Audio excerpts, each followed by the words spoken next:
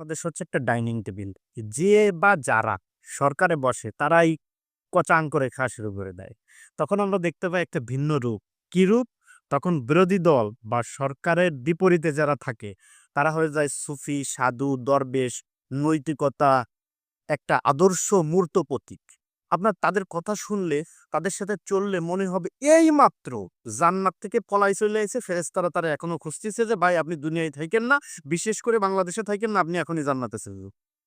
এই লোকগুলোই যখন আবার সরকারে চলে যায়, তখন ওই ডাইনিং টেবিল ওখানে সুন্দর করে খেতে বসে যায়। আর যারা ডাইনিং টেবিলের রানিং কাস্টমার, হাউন আঙ্কেল হোক আর যার হোক, তারা তখন নীতি নৈতিকতার ওই লেভেলের পোস্টে চলে যায়।